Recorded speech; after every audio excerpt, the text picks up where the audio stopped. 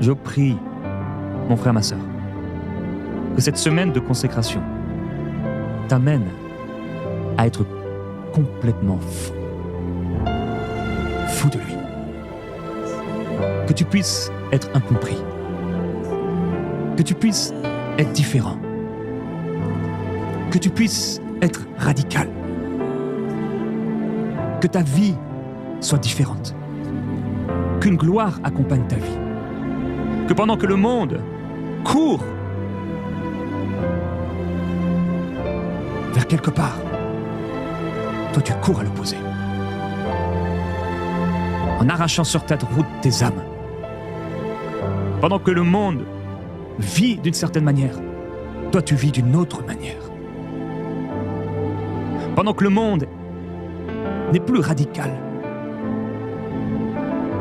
mais il est complètement mélangé, sans saveur. Tout est mélangé, il n'y a pas oui, il n'y a pas non, c'est toujours le peut-être, la confusion totale, le changement total devant un Dieu qui ne change pas. Père, je prie pour mes frères et mes sœurs. Combien tes prophètes ont été considérés comme des fous?